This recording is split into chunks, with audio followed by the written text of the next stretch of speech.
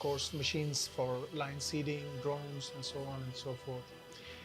As far as the water goes, we can direct seed in the dry systems, just like other crops like wheat or maize.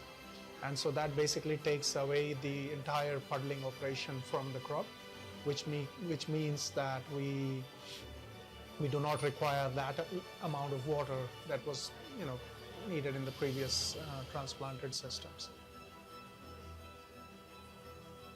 With all these thoughts in mind, what we have done is we first created a product concept.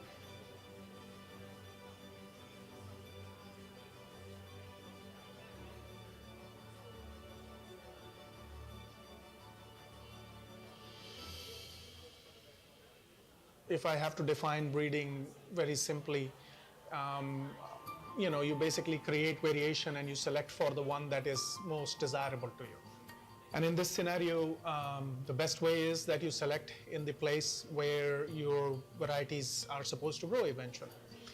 But that would mean several billion hectares of rice, and that's obviously not going to be possible. Now created a network of more than 60 partners, and with these partners in various places, we are able to test our material, able to test our breeding lines, in a more efficient manner. So to handle large volumes, we have actually created 3 phenotyping facilities. One here in the IRRI headquarters, the other one is in Kenya, with one of our partners, Calro, and the last one is in ICRISAT campus in Hyderabad. Since we are now working with a dry system, we need to create fields that are suitable for phenotyping in that kind of systems.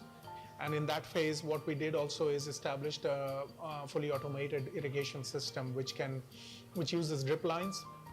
So it's basically like a fertigation system where we can apply very precise and controlled level of moisture and nutrients and so on to screen things very precisely. The second phase of it is basically all about mechanizing these, because we also need to make our own breeding process more efficient.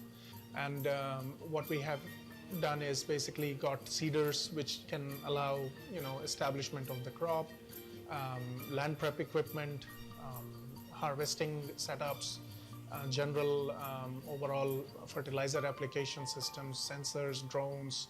And the idea is now to make these facilities fully automated, more precise, less labor requiring, less time consuming, and more rapid in terms of data turnaround. So products are coming up, really good products are coming up, and we are seeing very high impact, and we are actually foreseeing high impact once they become more and more popular.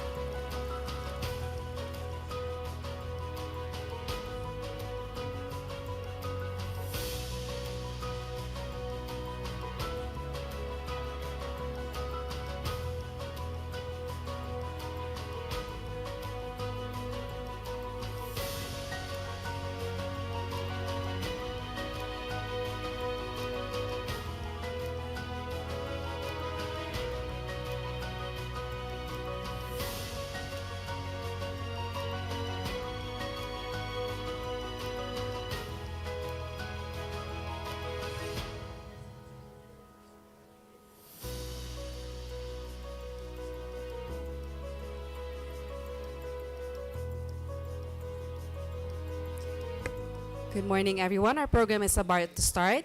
If we can ask all our participants to take their seats.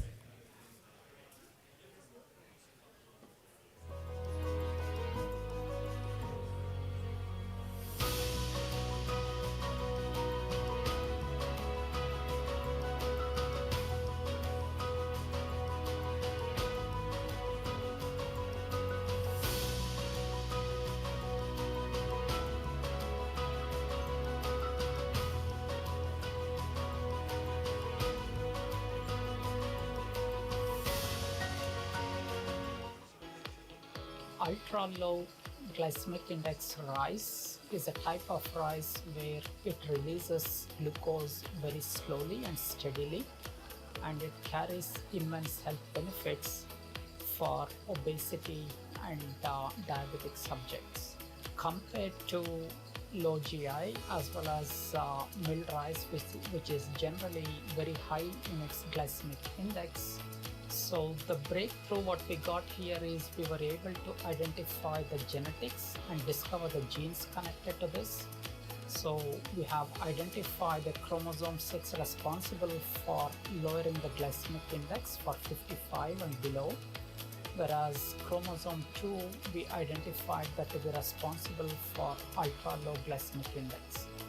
And this offers a unique opportunity where we could really take up converting popular varieties of rice into either low or ultra low glycemic index.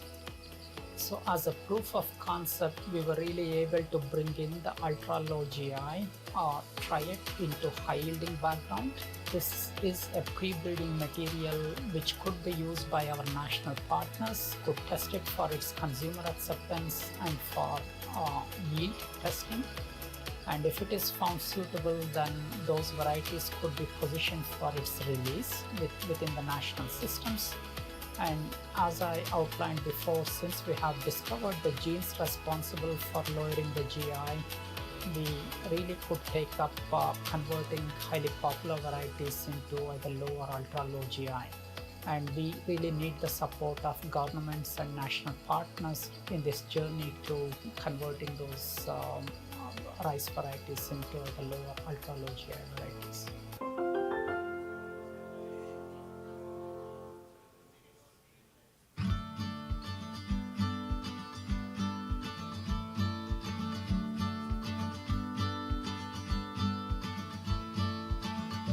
Nguồn đo phát thải nhà kính tự động thì sẽ đo được lượng khí metan phát thải trên kg trên hecta trên một ngày, sẽ nhận tín hiệu từ cái khí nó sẽ sinh ra từ trong quá trình sinh trưởng của lúa và có cảm biến ở trong cái bộ đó đặt ở trên ruộng, cảm biến tự động. Nó sẽ trích xuất từ các tín hiệu điện từ, nó sẽ áp dụng những cái thuật toán và sẽ tính ra được con số chính xác là kg CH4 trên một hecta trên một ngày.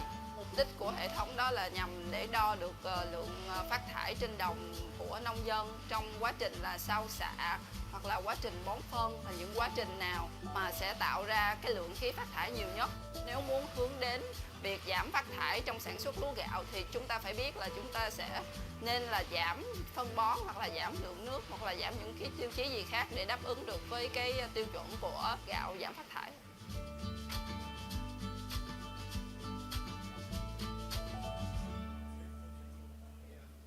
Rice cultivation is the third largest source of non-CO2 greenhouse gas emissions in agriculture, next to livestock and all croplands. This is mostly due to the traditional method of paddy farming, where flooded fields release methane and other greenhouse gases. However, the relative mitigation potential for rice is much higher than that of livestock and croplands. This presents immense opportunities for reductions and for delivering innovative research products to rural communities and smallholder rice farmers. The two-way causality relationship between climate change and agriculture has dramatic implications for improved food and nutrition security, more social equity, increased prosperity for all, and environment restoration. IRRI's research on rice has been at the forefront of promoting adaptation measures to curb climate change and help the world cope with its impacts. It is also increasing its mitigation work by defining a strong strategy for building capacity around sustainable finance for agriculture mitigation and long-term vision to increase IRRI's relevance and contributions in this space. IRRI's participation in the United Nations Global Compact is an important step forward in the Institute's mission to be at the forefront of global collective sustainability actions through innovative science that can help address the key challenges affecting the world's most vulnerable.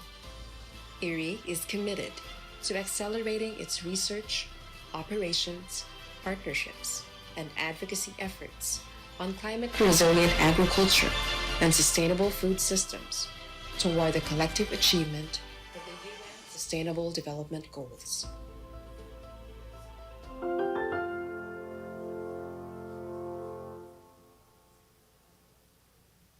Only 3 cereals that account for 60%.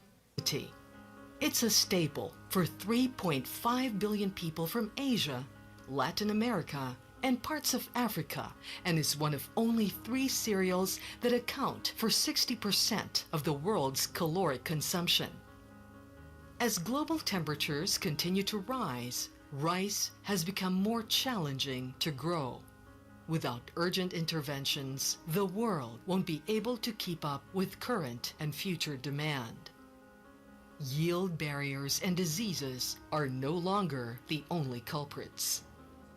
Now, more than ever, rice-growing nations need to prepare not just to be rice-sufficient. Safe, nutritious, and sustainably produced rice need. Your safety is our top priority. When you hear the alarm, it is time to draw action. In case of fire emergencies, please proceed to the nearest emergency exit in an orderly manner. In case of an earthquake, please drop, cover, and hold. Once the shaking stops, please calmly proceed to the nearest emergency exit. Upon leaving the building, please go to the assembly area and await further instructions from our security staff. Remember, for emergencies, contact our IRRI emergency hotline. This announcement is brought to you by the Health, Safety, Security, and Environment Department. Have a good day.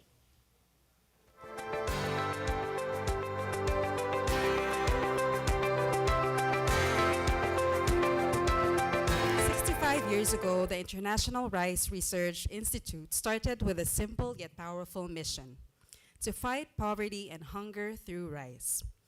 It has been a catalyst for change, boosting rice yields, lifting communities, enhancing nutrition, and building resilience. Fast forward to today, IRRI continues with the same mission, bolder and even more connected, to drive solutions to the global rice sector's most pressing challenges, both old and new. Good morning. My name is Casey Santos, head of IRRI's Communication and Engagements, and I am your host this morning.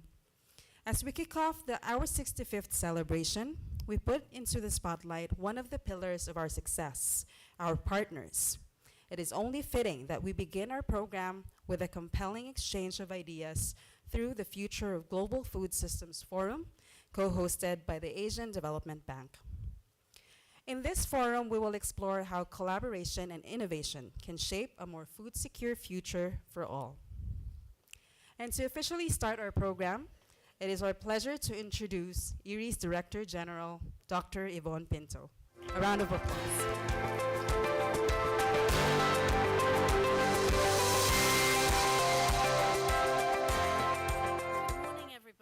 What a wonderful pleasure to see so many of you here and to welcome you from so many corners of the world.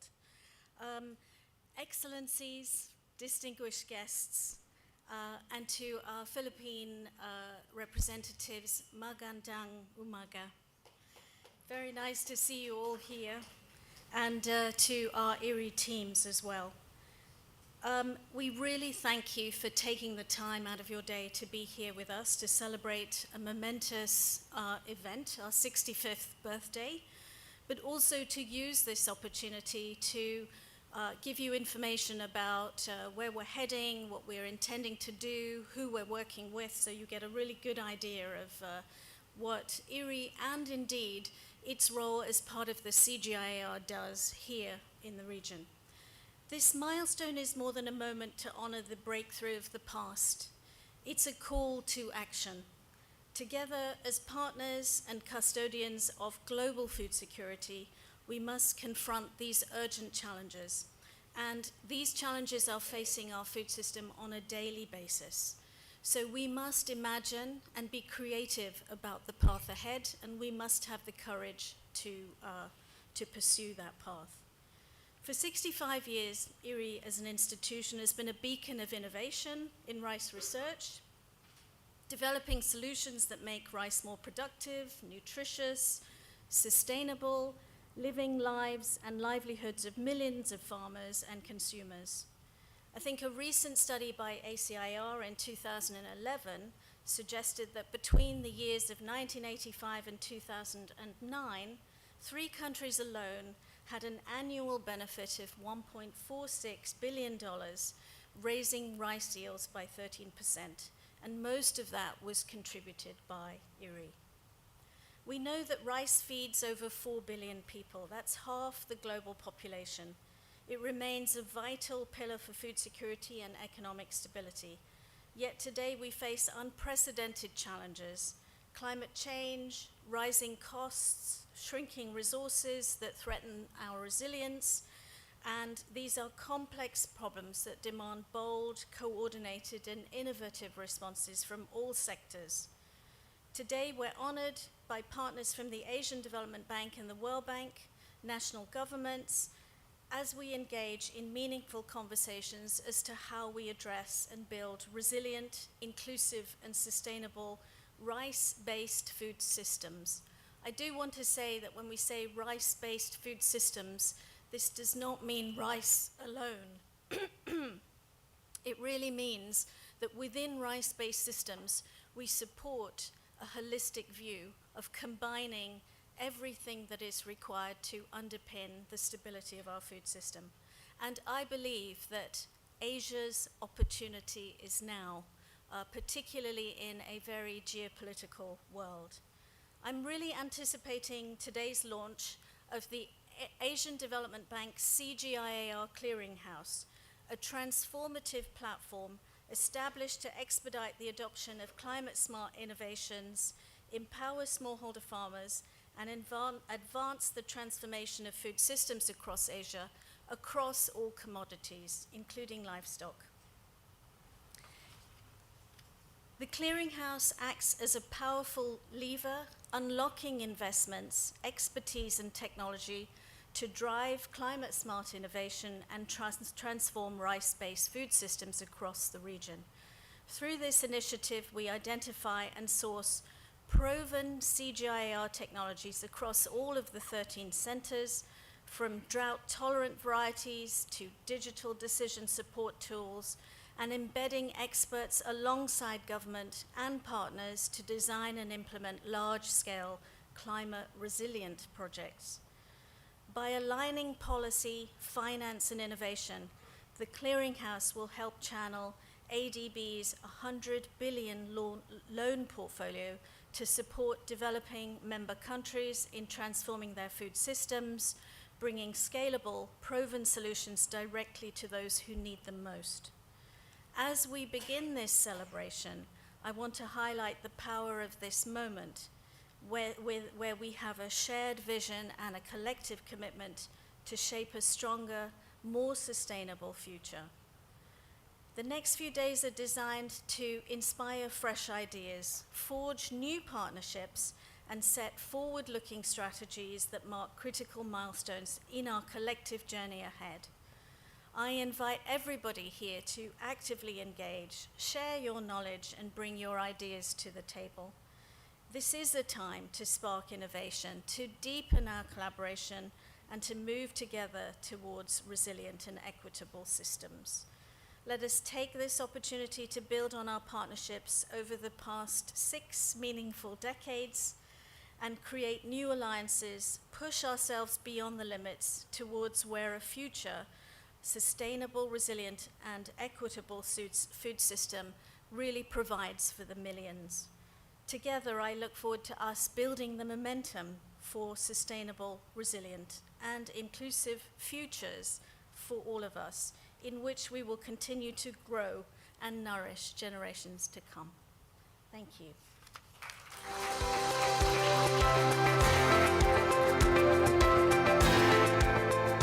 Thank you so much, Dr. Pinto, for that truly inspiring message.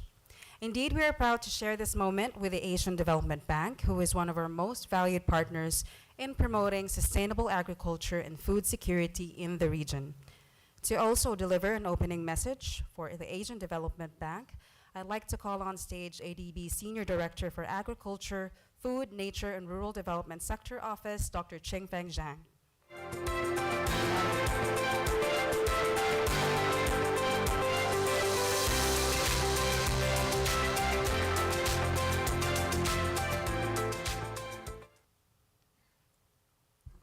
Welcome everyone to attend this very, very important session. We come together to celebrate the very important event, the 65 years anniversary of International Rice Research Institute. This great institute has transformed the rice science and also helped secure the food and the livelihood for the Asia and also the beyond.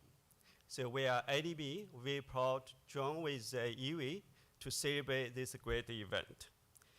I also want to use this opportunity to also congratulate the IRRI for the milestone and also commend the excellent contributions of their scientists in this center to innovation, resilience, and also sustainability over the past 6.5 decades. Let me share 3 reflections. First, transforming rice farming is very urgent. Rice is very critical for Asia food systems. It feeds billions of the populations and also support the livelihood of the hundreds of millions of the small farm households. But increasing the price volatility continues stresses household food security and also economic stability, especially among the poor household. Climate shocks, droughts, floods, heat waves further threaten rice production and also rural resilience. But at the same time, also rice is central to environment and also nutrition agenda. Many of our colleagues, World Bank, ADB, and also our DMC's colleagues know rice consumes over 40% of the irrigation water and also contribute more than a quarter of the agricultural GHG emission in Asia. And also nutritiously, rice lacks the key macronutrients. Its prominence in our diets was linked to the malnutrition and also the rising the non-communicable disease. So that's the reason we need to transform the rice system toward the greater resilience, sustainability, nutrition, and it's very essential to build the future-ready food system. Today is a great gathering for one of our partners and also DMCs to achieve this agenda. Second, innovation, very critical to transform the food systems. Scaling climate smart, nutrition positive, and the financial variable solutions, very critical. From the outlet weighting and also strain to nutrient-based variety and also rice fortifications. IRRI has been at the forefront of such innovations from the ARA in the 1960s to help the avert female to today's is a cutting-edge work in health, climate, and equity. ADB is very proud to be a long-standing partner of the IRRI and also CGIAR. Today, we're going to launch the joint clearinghouse facility to help scale these innovations across Asia. I also sincerely thank Gates Foundation Ruby and also your colleague for this partnership and the co-financing support. The third skill, very, very critical. We need to invest this innovation and scale. This initiative, the Clearinghouse Platform Initiative, is an important part of the ADB's broader $40 billion ambition to transform the food system by 2030. Right now, we already accumulate $1.5 billion to dedicate to sustainable rice subsectors investment. Projects are already in the pipeline across the Philippines, Cambodia, Bangladesh, Pakistan, and also PRC. Focus on the low carbon technologies, inclusive the value chains, and improve the nutrition. In closing, rice transforming is not only just possible, but also imperative. It will take the bold collaborations, deep partnership, and the sheer commitment. I thank our government partners, IRRI development agencies, research institutions for joining us for this important journey. I look forward to today's discussion. We will work together to shape the more resilient, sustainable, and nourished future for Asia. Thank you so much. Thank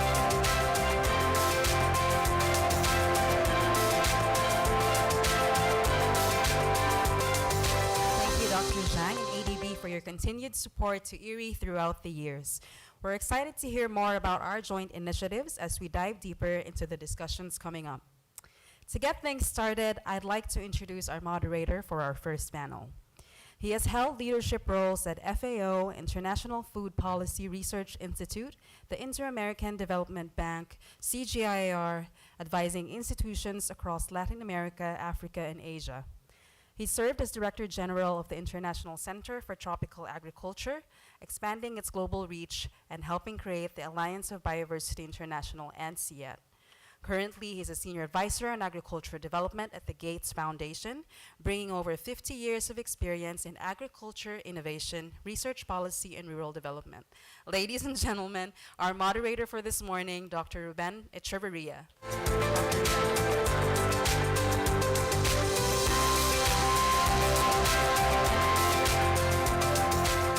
Thank you, Casey, and it's a pleasure to be back at IRRI. Everybody's laughing because of the 50-year experience. I know you're counting. I was born when IRRI was created. That's the tip. That's the tip I can give you. So it's a pleasure to be here.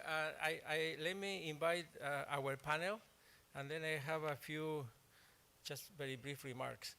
So I will be inviting, following Casey, great suggestions, Dr. John De Leon, the Executive Director of Field Rice. Please, if you can join.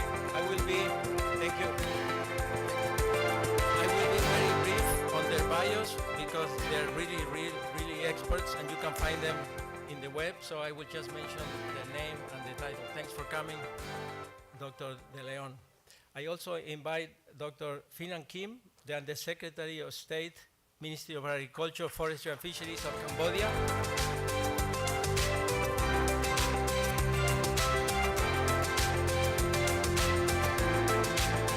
would like to bring back to stage Dr. Kim Fen Chang from the Asian Development Bank.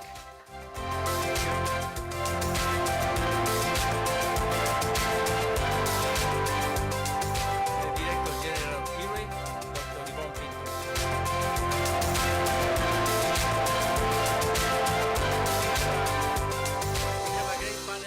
Experts and half an hour, and I have a few questions, just one question for each of you, and then if possible I would like to ask for 1 nanosecond at the end to just say whatever you want to say that I have not asked or you have great ideas. But before we start with that, let me say why the Gates Foundation is here today.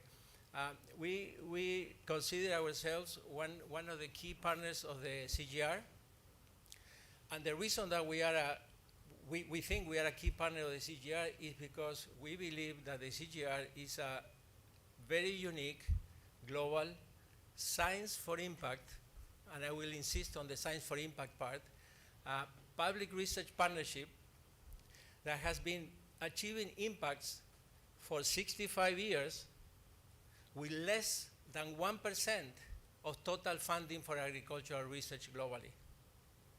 65 years of superb impacts for the entire CGR, starting by IRRI, with less than 1% of total funding for ag research. So we really believe that the CGR is doing a commendable job, and that's why we keep our pledge to support the CGR at least for the 20 years that we are going to be open, the next 20 years. The second point that I want to make is that in addition to great research solutions, to really scale, you need country demands, real demands, and finance. And this is why we are talking here about a clearinghouse. The clearinghouse brings together potentially four winners. The countries who receive superb support from the Asian Development Bank through loans. The Asian Development Bank, who improves the effectiveness and the efficiency of the loans by having proven technologies from the CGR. The CGR wins because all of this fantastic research is finally scale and impact. And the fourth great winners of this are the funders, because we, the funders, are really pushing the CGR, show me your impact. So those four winners are all together in this clearinghouse. So that's the reason why we are so happy to be here again. And we have half an hour, and I'm going to start with the first question to Dr. De Leon. As the national lead for rice R&D, how is field rice positioning itself to address these evolving challenges of food security and climate resilience? Basically, we would like to know from you what partnerships or innovations, nobody can work alone these days, what partnerships and innovations are more critical to achieving impact at scale? Thank you. You have 5 or 6 minutes. Thank you. Yeah, thank you very much. Also, thank you for inviting, and thank you for sharing the questions ahead so we can also reflect deeply. Foremost, I think it has to be mentioned that as a field rice, we have to be deliberate, and I think we have been, to stay relevant with the outputs of our research and development programs and our collaborations, and that includes our collaborations with IRRI, being able to effect desired outcomes that improve our food systems locally and attenuate the risks and vulnerabilities of these food systems to climate change. Operationally speaking, and our Undersecretary is also here, this means for all of us in field rice and the Department of Agriculture to be felt by our farmers, especially the smallholders and their communities as their dependable and empathetic partners, supporting them become better versions of themselves to achieve rising standards of living, which is also the aspiration of our country for them under the Ambition 2040. We at Field Rice and the Department of Agriculture, for that matter, have been articulating that food security and climate change are challenges that should concern not only the DA and the Field Rice, but the whole of our government and the whole of our nation. These challenges to our food production abilities and resilience, almost needless to say, transcend geographical boundaries, invoking systems or nexus thinking, if you like. And a logical reception to this framing is the refreshed strategic involvement of the CGIAR, of IRRI, and of the ADB, and other able entities that can bring or mobilize science-based solutions to these essential existential problems. Allow me to share that in recent years, the DA Field Rice has increased its footprint and capability in the so-called digital transformation space, particularly in big data analytics. This capability has enabled us to explore breakthrough scenarios, not only in the supply side of our rice value chain, but also with the demand side management possibilities that are equally exciting for us in the context of self-sufficiency attainment and the crafting of data-driven policies. For example, our leveled up capabilities and remote sensing also, of course, with the support of IRRI, combined with our digitalization initiatives, enabled us to generate what we call yield maps and climate smart maps, among other products, that we broker with our partners, usually the local government units included, and the regional DAs, as we scale technologies, provide interventions, and give more concrete adaptation plans for greater impact on the ground and benefit to our farmers. By this, we recognize that no one-size-fits-all solution should not be pursued. Intervention should also not be one size, and the recognition of the relatively greater risk faced by some of our communities. To achieve impact at scale, we must also see our farmers as entrepreneurs, not just producers. And by this, there are 54 rice business innovation system communities that PhilRice have helped establish, connecting over 13,500 farmers to key players in the rest of the value chain, remembering that we are originally an R&D institution. We push for greater efficiency from farm to market while raising product quality through good agricultural practices. We promote the creation of new rice-based products to diversify incomes and spread production and economic risks. At the core of this effort is organizational strengthening, building farmer groups that are resilient, competitive, and also ready for the future. That is critical. The partnerships or innovations around land use and water resource management are critical, both now and in the future, as well as the recognition still of post-harvest losses, milling inefficiencies, high off-farm and logistical costs, table wastages when paddy rice is converted to milled rice. Hopefully, I can share more thoughts in the second round, although I think there's none. But anyway, allow me to congratulate IRRI for their 65 years of milestone, to Dr. Yvonne for leading the charge moving forward, and with the adept guidance of the board and the leadership team. Allow me to mention that this year, PhilRice will also celebrate its 40th year.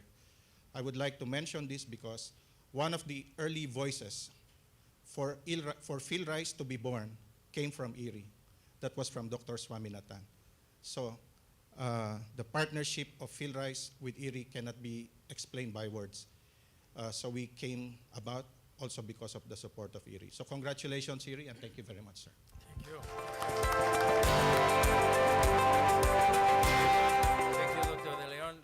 There may not be a second round, so you have a chance anyway at the end.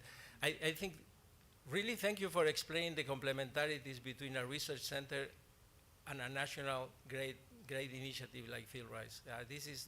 In some countries and some CG centers, sometimes we have a struggle with a complementarity relationship. So thank you very much for explaining how well PhilRice complements with IRRI and how both evolved over time. So, and now we turn to Cambodia and Dr. Kim. As Cambodia moves forward establishing modern agricultural cooperatives, how do you envision partnerships, especially with research institutes such as IRRI and also with the Asian Development Bank, to support the development of these cooperatives in the rice sector? Thank you. Well, thank you very much. I believe modern agricultural cooperative is a new term recently launched by the Cambodian government. So I take very briefly just to explain why we need that. If you look at rice, last year we produced 14 million tons of paddy. And almost 2/3 of it available for export. So size-wise, we're rather big. But if you do zoom in, you realize that fragmentation is one of the biggest issues in Cambodian rice sectors. We have almost 2 million households of farmers. In average size, that's come down to 1 hectare or 1.5 hectares of land per household. Now, it's not like we don't already have a cooperative system. The problem with our existing cooperative system, which consists of 1,400 cooperatives, is that the lack of integration. We realize that that's exactly what stops us from entering proper contract farming. We're very slow in sustainable farming practice adoption. And that's why we decided to launch a new one, and we decided to name it Modern Agricultural Cooperative. So not just any cooperative, but a highly integrated one. Now, back to the partnership between IRRI and ADB. I think it's huge. Despite some progress in sustainable farming practice, I think our farmers are slow to adopt the practice, partially because they don't see immediate benefit from doing so. On the other hand, they don't have access to do that. Either it requires upfront infrastructure support or serious investment for them. So what I see as an opportunity for collaboration is on the IRRI side. In fact, we have already initiated some discussion with the possibility of piloting in one of the modern AC that we have. With modern AZ, we look at it as a platform that can scale very fast. And the reason why modern AZ has to be highly integrated one, because one decided that the technology, the practice is applicable and is useful, then the adoption rate and the scaling rate would be very fast on our end. So we need a lot of backing on the research side. Rice variety that is producing better yield and reducing risk. And the kind of technology or research that provide immediate benefit to a farmer, and the one that our farmer can have access to. Then come down to ADB, that we need financing support on critical infrastructure, and especially facilitating markets linkage. What we realize that the reason why our farmer, especially smallholder farmer, are slow to adopt the innovation is that there's a lack of incentive, or sustainability premium in order for them to really benefit from that. And we understand that from a smallholder farmer, it's very difficult to see that. So we realize at a government level, we try to, in a sense, integrate and consolidate them together, and then put them on a platform that we can mobilize different resources, and with partners like IRRI and ADB and other development partners. We believe this is the right way. We don't want to focus our effort on working in isolation anymore. We like to have a platform where everyone of different interests and can get involved at different stage of the value chain. We don't have to work in isolation. So generally, I believe the opportunity is massive for Cambodia. There's so many different areas we can work together, and we still quite primitive when it comes to sustainable farming practice. So as much as challenge there, opportunity are there too. So Cambodia looking forward to working with both IRRI and ADB. Thank you. Thank you very much. Thank you. Sounds a very innovative way of setting up cooperatives along the entire value chain. Thank you. I turn now to the Asian Development Bank.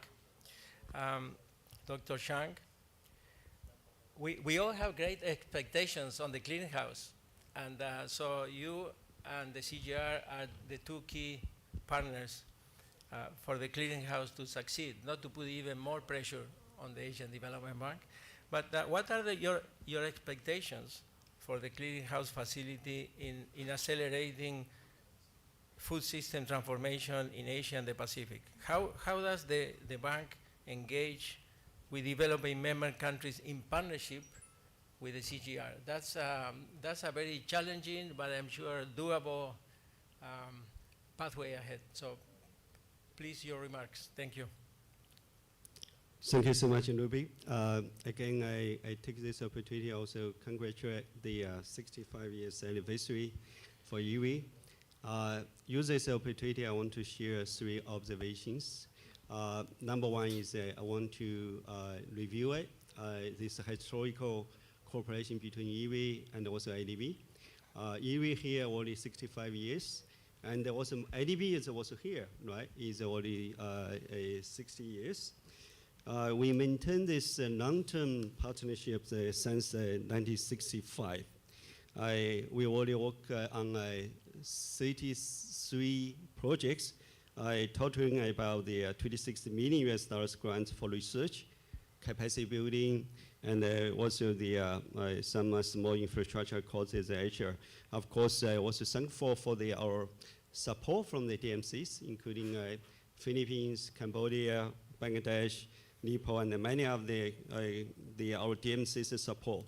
We see the great outcome. We through this cooperation innovations, we see the water saving technology, close to the 33% reduction of the water consumption, many of the irrigations, and also reduces the carbon emissions. Many of our projects, right now is a time for us to scale up. This comes to my second point, the new opportunity. The new opportunity is this ADB-CGIAR Clearinghouse platform. Again, just before this gathering, I have a good chat with my friend, Jürgen, the Vice President of the Planet. We're talking about this ADB-CGIAR Clearinghouse. Actually, when we signed the MOU last April, we're talking about adopting integrated solutions for transform the food system. Actually, CGIAR Center includes 13 centers across water, biodiversity, and also the policy, and many other things. Of course, in addition to the rice, this CGIAR Center also includes the potato, maize, wheat, many others, right? So our cooperation with the CG is talking about work together across our of the centers. By agreement with our friend Gates Foundation and one of the centers, we started with the rice because we have the solid foundation. But again, I told you the DG Ivan also, this integrated solution is quite important. As I say, it's very urgent to transform the food system. We started with the rice. Integrated water, biodiversity together, and of course, a new technology to transform the food system. So again, they work together across our centers. I told you the EWIS DG, EPRIS DG, and many others. Ivan is our focal point. She obligated to coordinate all the efforts from the other centers, scale up our efforts for food system transformation. This comes to my third point. We are also very pleased to have many of our colleagues in this room also attend our annual meeting in Milan.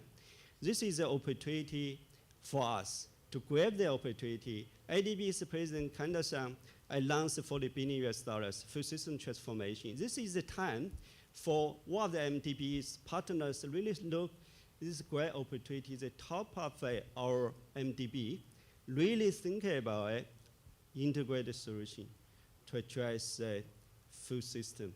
Of course, align with our Vice President Planet from the World Bank as well to think about integrated one of the key things, water, biodiversity, climate, together with the agriculture. So again, Ruby, you're asking me about my expectation. My expectation is integrated solution. And again, for future, I also talk to my colleague, Shingo is a focal for the Clearinghouse. In the future, we don't need to send our DMC to Lebanon or Germany for the training anymore. I think we are training, just conduct the IRRI, but again, IRRI probably need to bring one of the experts from one of the centers, IMI, IPRI, one of us. So let's have Manila, this IRRI as our knowledge center, knowledge hub for the TMC, for ADB, and also World Bank. Thank you so much, Ruby.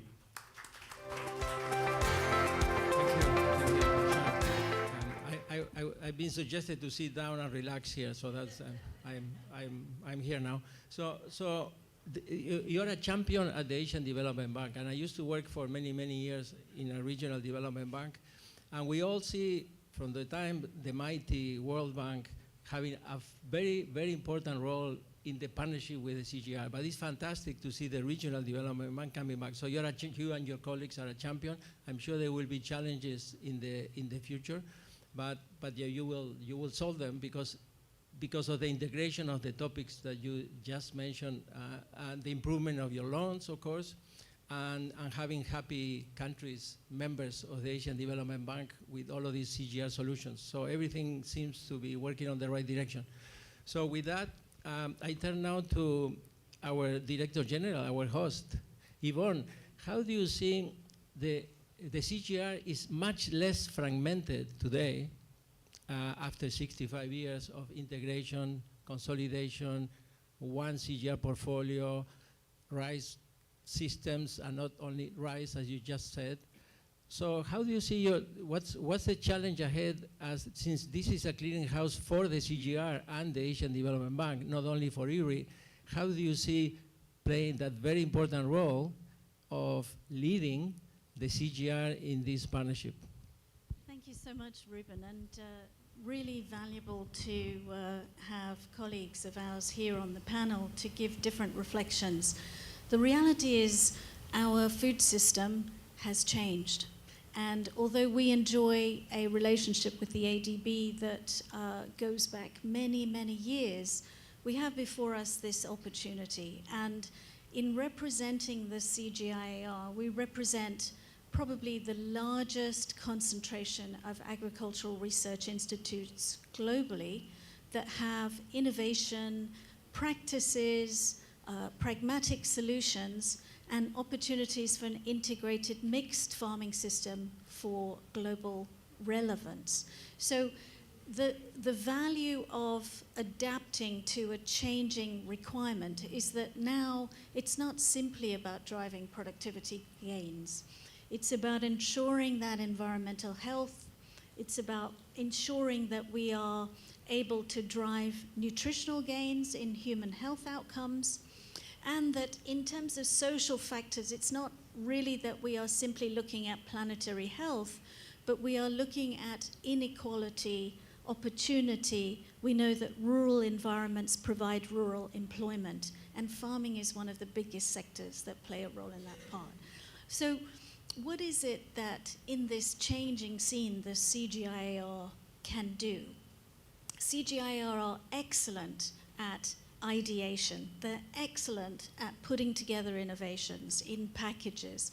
They're excellent at proof of concept. They're very good at demonstrating the efficacy and collecting the data that tells us these tried and tested solutions work in specific contexts. But beyond that, they are only one actor in a broad ecosystem. And that broad ecosystem, as you mentioned earlier, requires the private sector. It requires governments in terms of policies. It requires opportunities to enable, through multidisciplinary ways, finance in the mix. So this is a beautiful slide. It comes from an initiative called IDIAinnovation.org. It is subscribed to by many different donors across the board. And the key characteristics that facilitate this partnership are stages 5 and 6. 5 is about transformative change, and 6 is about sustaining the adoption of innovations that drive that transformative change. And those elements require finance. They require a relationship and an understanding at the policy level. They require the involvement of national systems, and they require a common approach to building the capacities to sustain these adoptions. And indeed, it is data in that environment that educate us, the CGIAR, about what value we can bring and what we can think about in terms of the innovation cycle to add that kind of impact. So when we think about what are those things in this context, just a few, and maybe taking advantage of the fact that the initial pipelines that ADB are talking about happen to be rice, and I will speak specifically about rice just for a moment. Climate smart technologies in relation to opportunities for rice varieties that are stress resistant, rice varieties that adapt to lower requirements of water, opportunities to lower chemical usage in those varieties, digital and decision support tools to make more effective and efficient processes to inform farmers and indeed national systems, capacity building and institutional strengthening. Many of our national systems partners are looking for training for agronomic practices. They're looking for training around decision support tools that are digital. They're looking for the adaptation of technologies and practices in their specific environments. And that we are driving demand-driven. So the relationship between countries and the ADB are around country priorities. And therefore, we can add innovations to the mix of what is actually wanted. Now, if you ask me what will the clearinghouse do for the whole of CG, it will start to systematically create a database of these technologies which are around stage 4 here. We call that transition to scale. Those technologies should then be available to any country that is a client of the Asian Development Bank, and ideally all multilateral development banks globally. Those technologies will have been tested in specific conditions. There will be opportunity to leverage the technical assistance of CGIAR to provide advice to government and to ADB about the use of those technologies, the types of packaging, the adaptation of those packages for a specific context. And then to enable working with countries and with multilateral banks, including ADB, to formulate what are the specific requirements that meet the demand in those countries. Now, assuming that the ADB loan portfolio goes ahead in that country becomes a client of the ADB, and one of the things that the CGIAR can do is then to play an implementation role, perhaps in building the capacities, perhaps in being able to roll out specific decision support or digitization tools, perhaps in terms of contributing its innovative technologies and practices. So actually, this is a really wonderful opportunity to enable the biggest research organization in the world to focus on demand-driven, integrated solutions to meet the needs of specific countries through the support of the financing package that ADB and others can provide. And one of the really exciting things is that at stages 5 and 6, the CGIAR must work with other partners, particularly the private sector. So the last mile is delivered not by the research institution or the national systems. It's generally by the private sector. And I think at the ADB annual event in Milan, the ADB president, Masa Kanda, announced $40 billion for food systems transformation, 26 billion of which will be for the private sector. And so this is not only an opportunity to leverage research. Sorry, Cleo, you have to correct me. It's not just an opportunity to leverage the value of research, but it's also to enable and encourage private sector to play their part in the ultimate outcome, which is our common vision. Thank you.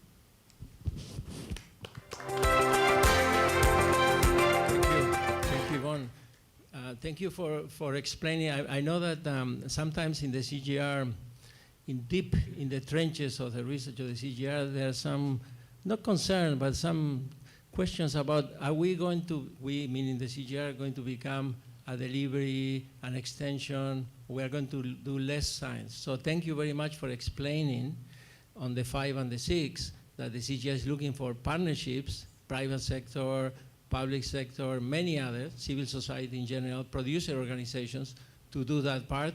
So the science for impact remains quite intact in that sense, but there is impact. One of the big challenges that I think research organizations have, like the CGR, is the missing link between the science and the policy interface. So one of the things that has not been yet discussed, and we have a few minutes, is on the policy side. I used to be an ag economist, so that interface, there's so much great science, and there are a zillion policy recommendations, particularly to us in the Global South sometimes, what's that interface? So I think not to put even more pressure on my friend Shang, but the Asian Development Bank could play a major role in helping at the policy level. Your executive directors, your country directors sitting here in Manila at the bank could do a lot to improve the policy part of what the CGR adventures and research and things are moving ahead. So I'm going to go for a second very quick round, just a minute to say whatever thing was not asked, great ideas that you have during breakfast today that you haven't heard yet, and things that they were not in your telephone or in your notes. Anything that you want to, anything that you want to add. For us, in the at the Gates Foundation, in this co-financing partnership with the Asian Development Bank, rest assured that we see the clearinghouse not as a major new bureaucratic division or department. The idea is to have perhaps 2, 3 people as a business unit, not scientists, and perhaps not Asian Development Bank staff, but a combination of business people can map and understand what are all of these aspirations from the CGR really, could that be scaled into IDB loans? So that business mentality, I think, is a small, hopefully very efficient, that we are more than willing to support, at least for the beginning. So with that, I start this way with the microphone, if you want, and I'm keeping your microphone, sorry. If you want to have any further thoughts about that clearinghouse. Thank you so much. Again, probably quickly share the 2 things quite critical. I think, Ruby, you are right. This policy science like this critical. ADB, we provide $500 million for policy-based lending for rice subsector earlier 2023. Even though this very much focus on the science, but for the rice sector assessment, IRRI also make a great contribution. Again, and the secretary is here, and for the next stage, we're talking about sustainable rice farming. Philippines a policy change, particularly focus on the gradual tariff reform is still critical. I think IRRI still can play very important role in number 1. Number 2 is I talked to our planet Vice President Jürgen, talking about is for the rice, the particularly methane emission reductions scale up through the landscape approach. Again, ADB have the number of the key initiatives associated with the food system transformation. We have the Gesture to Farm $3.5 billion for the rice Gesture to Farm in Central Asia. We also have the Resilient River Basin Initiative in the Southeast Asia. Again, this is a landscape approach, river basin approach, scale up our sustainable rice farming. Also very critical. Again, our Vice President Pellet, the Jürgen, very much on the same page. ADB, World Bank, Gates Foundation, IRRI, and then I think it's the time for us to really compare those, scale up these innovations. Thank you so much. Thank you very much.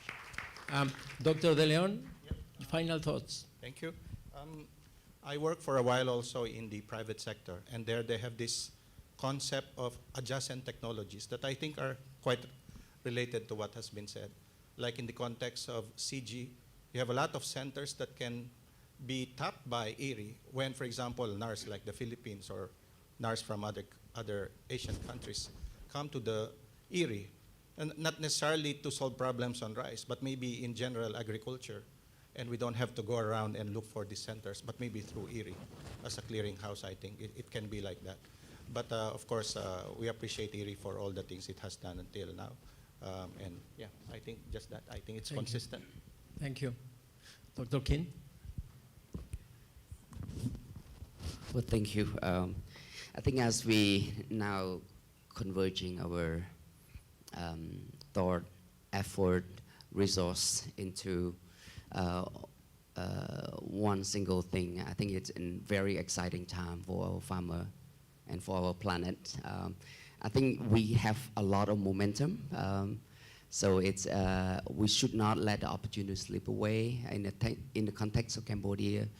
I think it's about time to be very decisive, adopt it, and just scale it up. Thank you. Thank you. Thank you very much. Yvonne, thank you. You have the last word. I have 2 points to make. So one is policy change is a very challenging undertaking, but data helps to drive the evidence to guide policy change. And the stage 4, the demonstrations, 300,000 farmers, 400,000 farmers, they provide the data to guide policy choices. So that's number one. The second thing I would say is that for all of us in this room, there is something to think about, which is, for us, the research world, how much does it cost to produce these innovations? And how do we work in partnership to understand what are the benefits, but also what are the costs for farmers to adopt these innovations? And how do we understand that ratio and that relationship?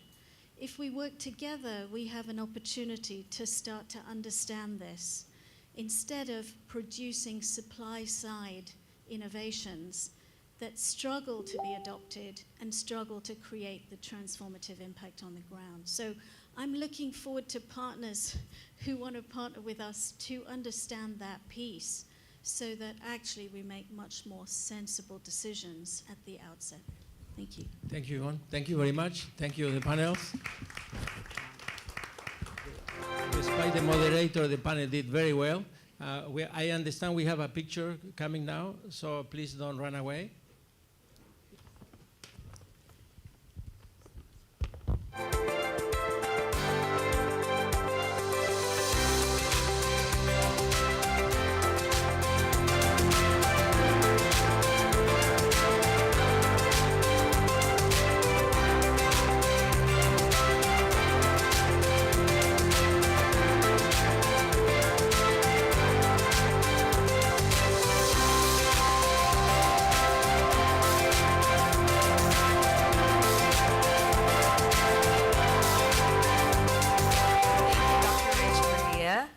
And to all of our panelists for such an engaging discussion. I hope that it has gave everyone a little bit more context about the proposition for this ADB-CGIAR Clearinghouse Facility.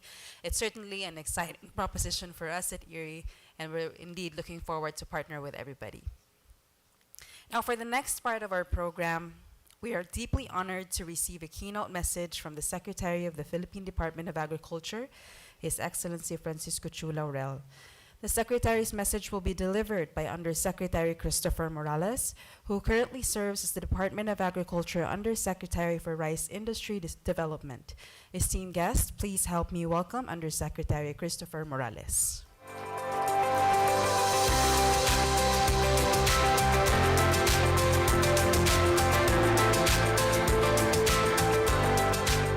Good morning, everyone.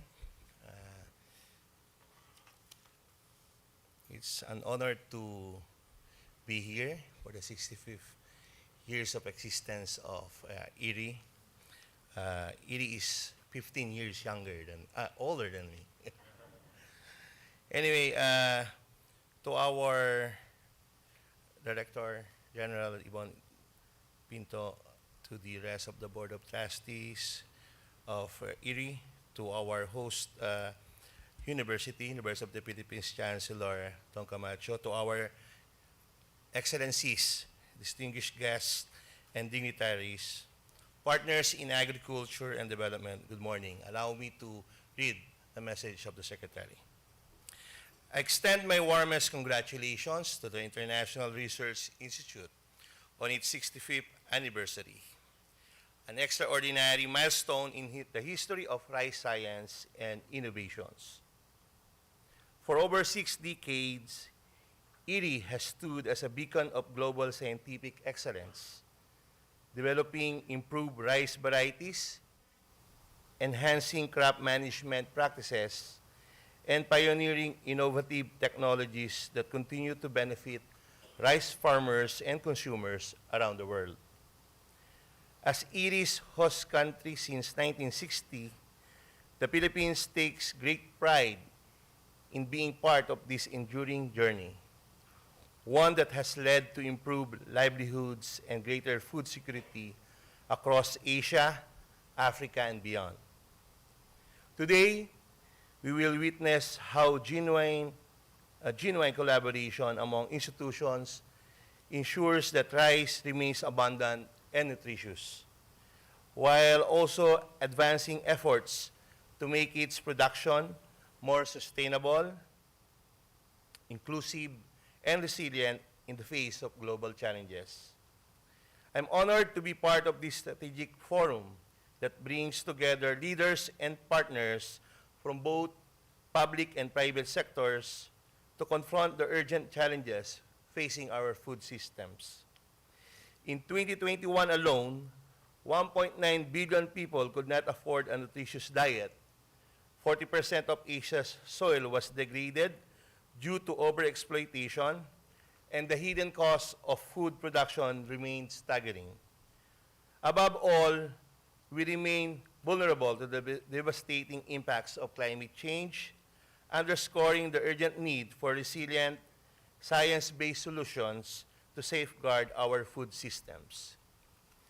In this regard, the Consortium of International Agricultural Research Centers Clearinghouse Facility and the Asian Development Bank's Sustainable Low-Carbon Rice Program are both vital platforms for accelerating innovation and enhancing regional cooperation.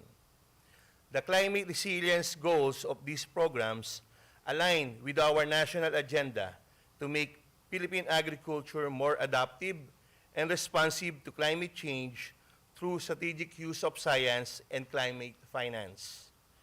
With our commitment to reduce greenhouse gas emissions by 75% by 2030, and with over 1.2 million hectares identified for sustainable land use, we are opening up new opportunities for reforestation, agroforestry, and other carbon-focused initiatives. These efforts not only contribute to global climate goals, but also boost the resilience and productivity of our agricultural systems. We look forward to maximizing the benefits of the Clearinghouse Facility to advance our national goals in food and nutrition security, for the well-being of our Filipino rice farmers and the broader agricultural sector. From the beginning, IRRI has been a steadfast partner in driving progress in the Philippine rice sector. And in return, we remain committed to supporting the long-term continuation of IRRI's mission in the Philippines and beyond. As we look to the future, I call on our friends and partners in ASEAN and across the globe to work even more closely with ADB-CGIAR and both the public and private sectors to deepen our collaborations and scale up innovations that truly serve our rice farmers and future generations. Once again, congratulations to IRRI on 65 years of remarkable achievements. We look forward to many more decades of excellence in rice science. Maraming salamat at mabuhay po.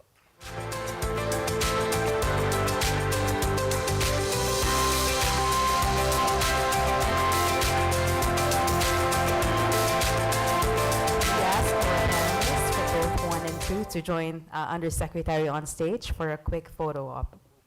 Yes, po.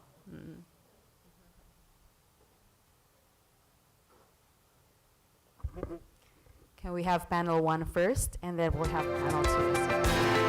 Please join us.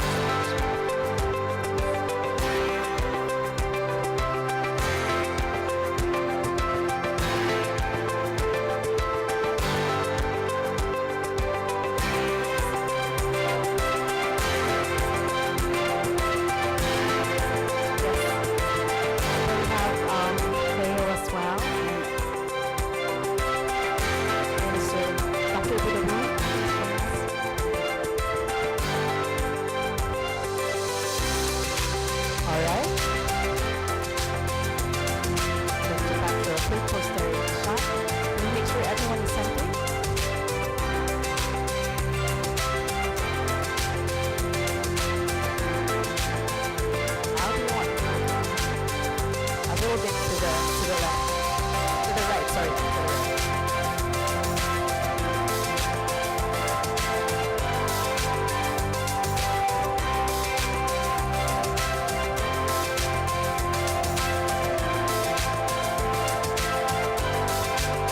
Thank you so much.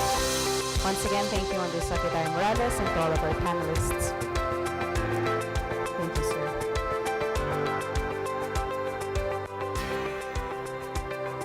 At this point, we would like to proceed to our second panel discussion. Thank you so much, sir.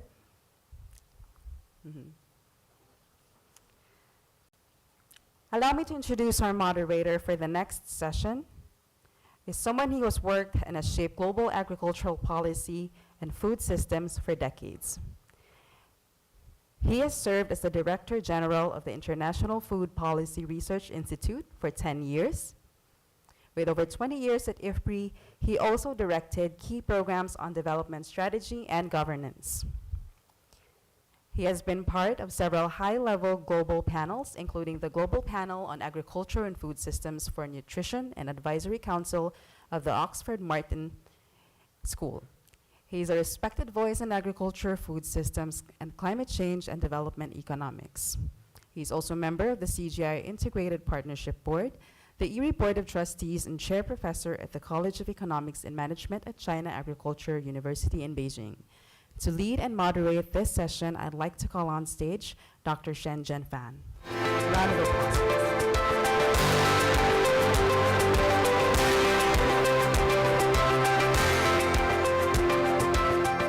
Good morning, everybody. Let me first congratulations to IRRI, 65th birthday anniversary celebration.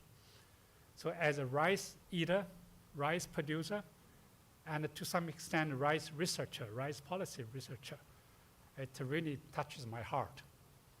Because I grew up in a village, the rice and fish village. And the rice is everything for us. Now we eat rice three times a day, breakfast, lunch, and dinner. And sometimes actually we eat too much. I remember when I was probably in the middle school, one evening, I couldn't see anything. That's called a night blindness, a vitamin A deficiency.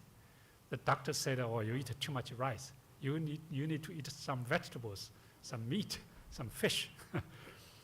So then when I came to the United States, my American doctor told me that, oh, you have some blood sugar problem. Your blood sugar is at the border level. He said, oh, you eat too much rice. You have finished your rice quota in your whole life. Stop eating rice. However, I think rice is still to my heart. I still love eating rice, including the brown rice, vitamin A enriched rice. So what do? I think IRRI provides a solution. So today, the newer rice has very sort of a rich vitamin A enriched rice, and no glycemia rice index, no glycemia index rice. As low as to 2030, if you have some blood sugar problem, you will know what this sort of index means. And more importantly, the low carbon, low emission rice. Just recently, some of the Chinese scientists, together with Swedish Agricultural University and IRRI, they found a rice gene. If you use that gene to introduce sort of lower emission rice, that can cut the rice methane emission by 70%. Could you imagine? So today, I think rice is still important. Rice provides solutions to good nutrition, good health. I forgot some of the rice actually could also anti-cancer. So health functions. So all these different dimensions. So we need the research, we need the support. We need to look at the future rice sector that combines all this together. So let me come back to this panel. It's a future rice sector. So where should we go? So we have three distinguished panelists. The number one is from ADB, Cleo Kuawaki. mean, she has tons of experience, you know, in Japan, as an investor, as a banker, then at ADB. Now she leads a very important department called Department 3. You know, it's a very secret number. She can tell you. Oh, sorry, 2, Mr. 1. So her department is in charge of agriculture, rural development, climate change, maybe even energy. So it includes all kinds of buzzwords we are very much interested. So welcome, welcome. So our second panelist is from Thailand, Mr. Buddha Boon. As you know, Thailand is one of the biggest rice exporter. It produces some of the best rice in the world, jasmine rice, aromatic rice, and so on. And he was in charge of rice policy and quality or standards of rice. So, as you know, many Asian countries has Department of Rice under the Ministry of Agriculture or Rural Development. It really shows how important the rice sector is in Asia. So he is the Deputy Director General of the Rice Department of the Ministry of Agriculture and Rural Development from Thailand. So welcome. So our third, obviously not the last panelist, is Jürgen Berger. Where's Jürgen? Oh, you're hiding. So we know Jürgen. He has worked for the World Bank for so many years. Yeah, again, and lots of buzzwords in his title: agriculture, environment, climate change, nutrition, energy. Now today he needs a very important position called Vice President for the planet. What does that mean? So he's in charge of our whole planet. So it's not just water, land, climate change, including people too, right? Without people, this planet has no meaning. It's just somewhere very remote. We don't know. So Jürgen, welcome.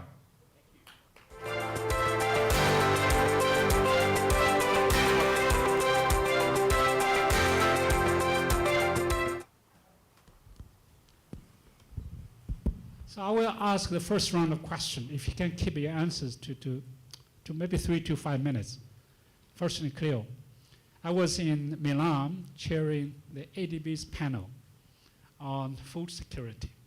Your president, Mr. Kanda, committed $40 billion to support food system transformation in Asia.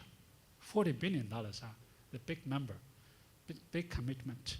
So from ADB side, so how ADB can use this $40 billion to support food system transformation related to rice sector? I mean, as many speakers have already mentioned, the rice sector is facing challenges. We need to transform it, and obviously, but in the meantime, we need rice. I think in Japan, in China, in Thailand, or India, in the Philippines, rice still our staple food. 44 billion people, using rice as their staple food. Anyway, so your take. Thank you. It's nice to be moderated by you again. Okay, so how many people in this room had rice for breakfast? Oh my, we're losing our rice lovers now. I thought everyone would have rice. So rice, for Asian Development Bank, Asia Pacific, our region, rice is the most important staple that we have.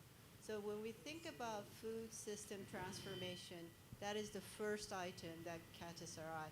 In fact, we had our informal board seminar on food system transformation, and the comment that we got from the board members was that you talk too much about rice. You're not talking about everything else. So we believe that rice will be a very important part of the food system transformation. And because of all the things that's already been said about how water is being used and how we're going to have climate change that will have water scarcity, and then, of course, with the severe weather changes, how do we make resilience? How do we keep the people from having enough rice? every 1 degree change in temperature is 30% lower yield in rice. I mean, if that happens, what can we do so that we have resilient farms, resilient systems to this type of change, including all of the things that we have now with trade, okay? So looking at those, of course, we need to have the support of IRRI on the technology side to have weather resilient rice. But we have to look at the trading system, the policy side, absolutely, to make sure that when there are events in geopolitics or in weather, that there is a trading system to cover for the scarcities in certain regions, certain areas of the country. This is a lot. So I don't think 40 billion is actually enough. We will be looking at, of course, the policy, the logistics side, the technology side, digitization, to make sure that, I think what Yvonne said, we have the proof of what efficiencies or what policies or what transformations we can promote so that it makes it easier for policymakers to make that decision. All of that is going in. I think in the rice sector, I think Shingo said you want 1.5 billion, right? 1.5, okay. Just 1 year or 2 years? Oh, okay, for 5 years, okay. So this is what we have in the pipeline for now. But it depends on the demand of the countries to say what you want to do with rice. And if Cambodia or Thailand would like to do more in the rice region because of what you see as urgent needs, then of course we are very much open to discussions with you and making sure that you get what you demand. Thank you. Great, well, thank you. So resilience is a key word. $40 billion is not enough. So how can we use 40 billion to leverage other investment? So now, let us come to Thailand. Thailand, obviously, again, we mentioned about the resilience. So as a country, one of the sort of most important rice-producing countries in the world. So how Thailand can use policy or investment to promote a more resilient rice sector, or maybe in general the food system? Yeah, thank you very much.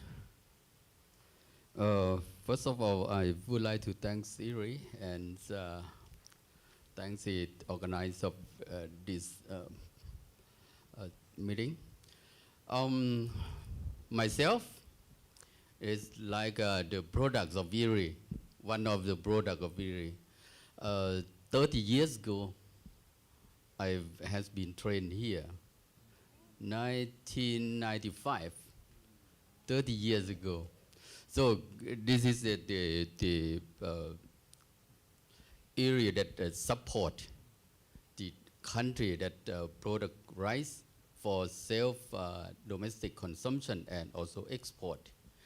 So Thailand has one of that country that benefit from this organization. On behalf of Thai government, on behalf of Ministry of Agriculture, and also Rice Department, and including rice farmer in Thailand. In terms of rice producer, that we produce rice for domestic consumption in Thailand and also export.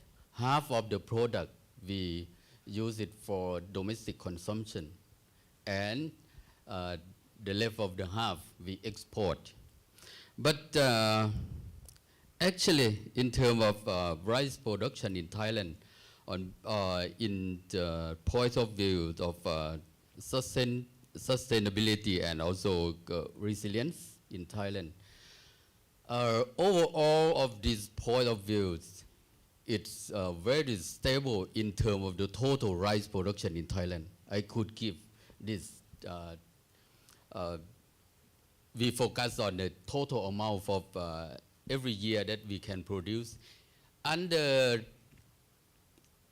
about 10 million hectares of rice production area in Thailand, we can produce 30 or 32 million tons of rice, which is quite low if compared with other country. But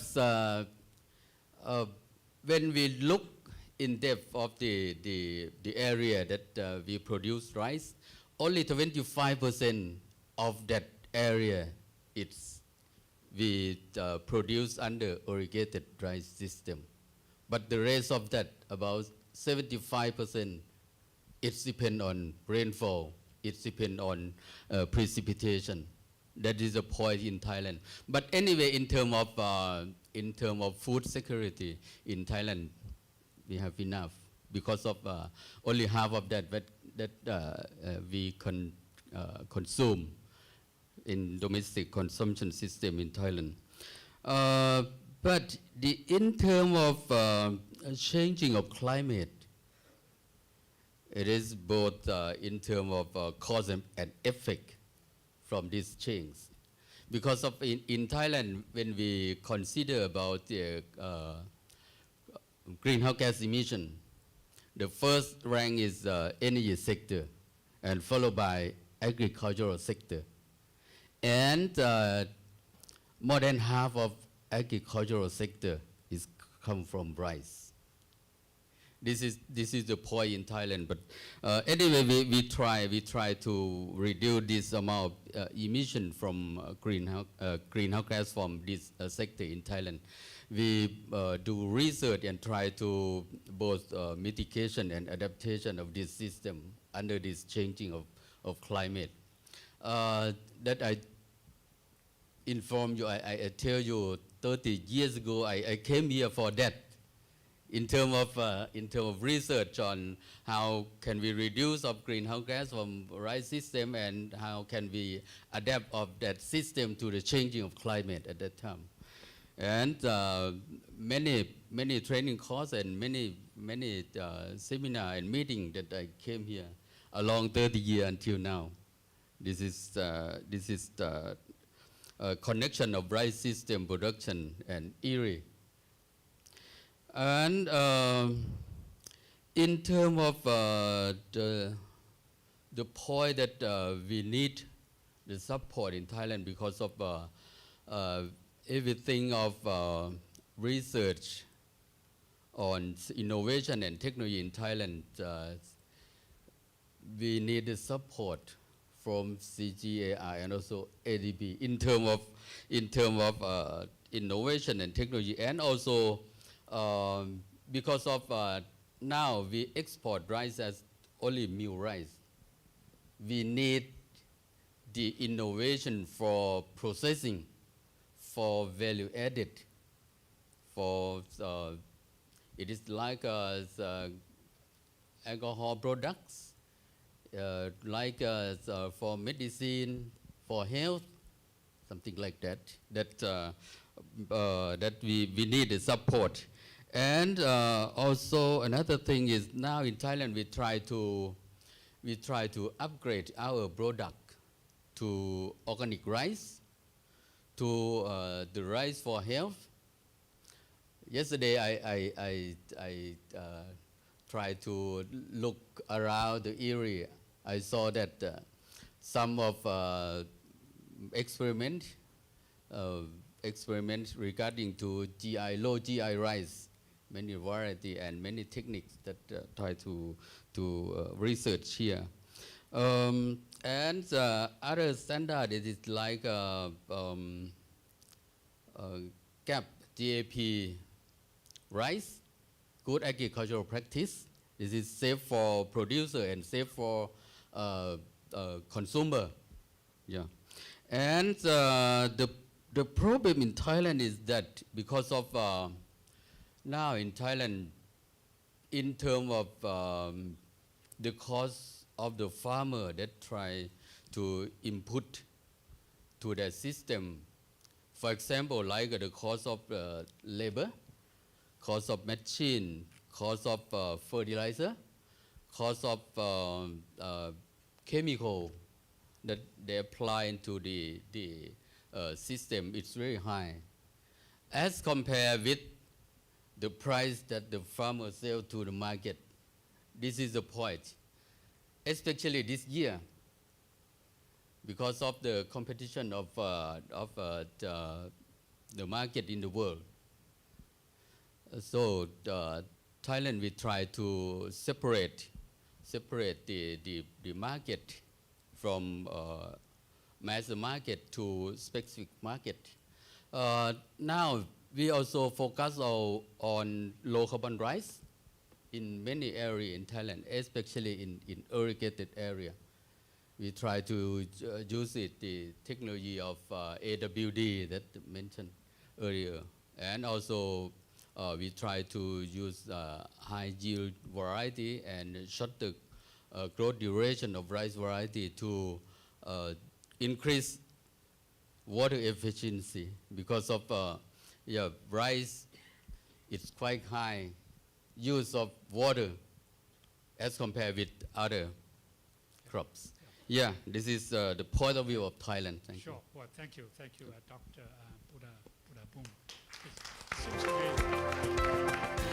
I think Thai rice sector is facing very tough competition from Vietnam, from Cambodia, from India, and your cost is also rising.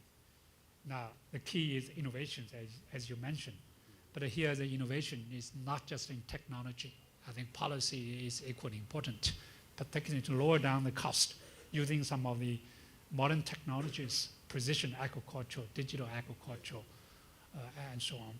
So I think under your leadership, the Thai and IRRI actually have signed some agreement to work together. So really hope that with the support of ADB and the IRRI, so your sector will have a new face. I mean, it seems to me Thai used to have very highly productive, highly profitable, and highly tasty rice. But today, it seems to me, the challenge is there. Now, Jürgen, now what's your take? What sort of most urgent actions countries should take using your very rich, very sort of far-reaching experience in dealing with countries? Some of the actions the country must take, particularly related to rice sector. You know, you have kept telling us nutrition, climate change, water issues, you know, even smallholders' income. So all this together. So what are the most sort of urgent actions country need to take? Well, thank you, Schengen, and good morning, everyone. Really a great pleasure to be here. Let me start by actually thanking Jose Camacho, who is the dean, the chancellor of this beautiful campus here, University of the Philippines, Los Baños, also for hosting IRRI for 65 years in this amazing place. So thank you for that. I think that deserves a round of applause too. Oh, yeah. Thank you for having us, and hopefully continue to have IRRI for a long time to come. And then, of course, our warmest congratulations from the World Bank. Also in my other role, I don't only work for the World Bank, but I do chair the System Council of the CGIAR, the one CGIAR. We just had a meeting last week in Malaysia, in Penang, discussing the state of affairs in the CGIAR, including the challenges of the budget, as we see changes around the world with governments and donors' willingness and ability to continue to support the kinds of things that you all discussed this morning. Have they become less important in the last 65 years? I think everybody walks away from that meeting knowing, no, they haven't. In fact, they've become more important. And in fact, to your point, they've become more urgent. Okay, unfortunately, rather than having a sense that all the science, all the policy, all the investments humanity makes, they get ahead of climate change and the kinds of things that are happening around us, unfortunately, the trajectory is going in the wrong direction. We are not making progress. The world continues to warm. Emissions continue to go up. The impact that is having on the planet and the people is getting more and more dramatic. I just want to be very, very clear about this. The science in just the last 18 months to 2 years has told us things we did not know before, and it has relevance to the rice sector and the future of this crop. Because we are now learning that planet Earth is drying up much more than we believed before. We knew it's warming, but we did not fully understand that what is called green water, the water that is in the soil, that's not groundwater or surface water, not the blue water, but the water that sustains plants to the plant roots, is actually declining by 15% over the last 20 to 30 years. That is extremely scary, okay? We also learned a second thing that we didn't know before, that maintaining the biomass on the terrestrial surface of the planet is much more important than we ever knew before. We've tried to protect the Amazon rainforest and the Congo Basin and Indonesia and all these things for decades because we understood that they're major carbon sinks and they have biodiversity value. What we did not know is that they contribute much more to rainfall in other parts of the terrestrial surface than we thought before. We used to think, I'm sure all of you learned in school this beautiful graph of the water cycle, right? There is evaporation, transpiration coming out of the ocean, forms beautiful white clouds. They move and they hit a mountain and then it rains and it goes into a river, goes back into the sea. So this notion that the rain and the water that we have and consume comes from the ocean is only partly true. We now know that 50% of the rain that falls on our crops everywhere in the world actually comes from the land surface.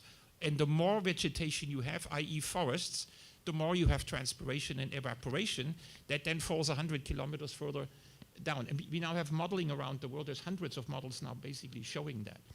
So we need to think of the landscape as a whole in different ways and pay much more attention to what you call ecosystem services, broadly. Sustaining and maintaining and nurturing forest cover is much more important for your rice in Thailand, because as you heard, not all rice is paddy rice. If it stops raining, yes, you know, of course, Asia 50% irrigation, that's fantastic, but it doesn't help your farmers in northern Thailand to sustain. We could have a massive implication on the broader food security situation globally, and including the rice situation, unless we take much more urgent action. So that's one. Number two, and as for the rice itself, the focus has been, as several of you have said in the earlier panels, has been initially on getting more rice on the table. Its quantity, its production, its productivity.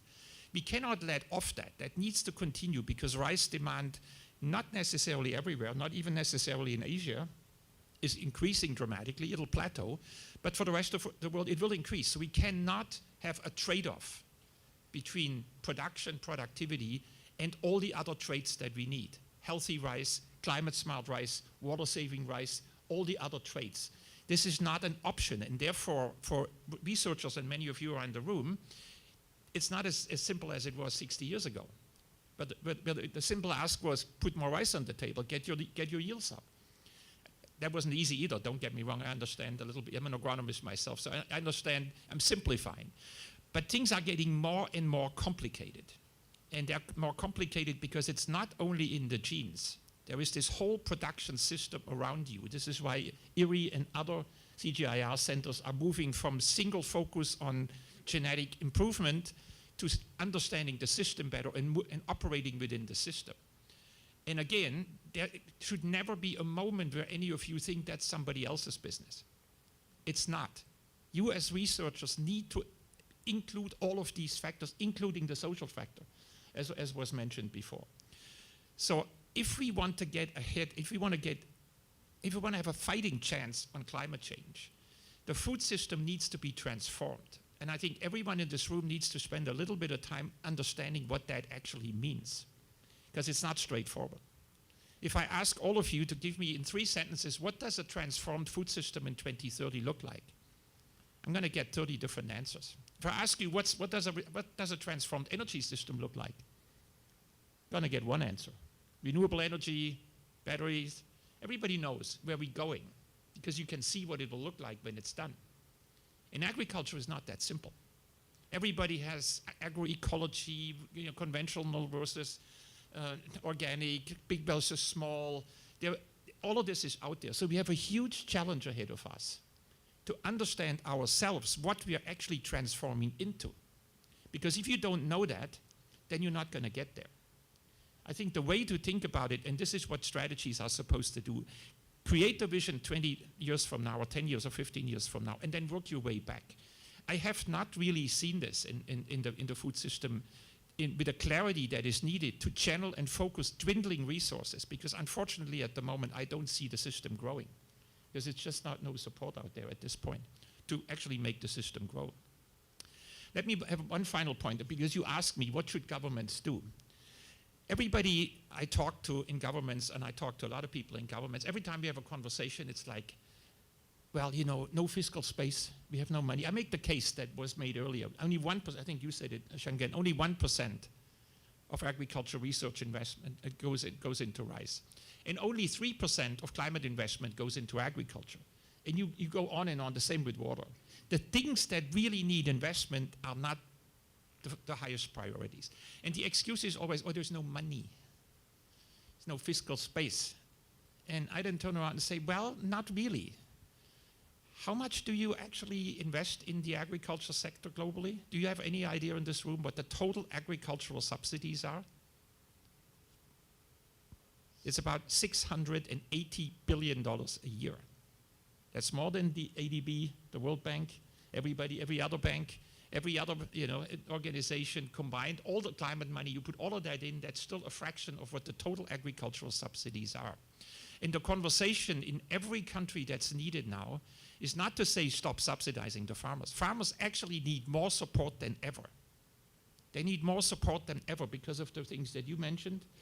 Climate change is hitting them harder. Risk is increasing. There are trade distortions, you name it.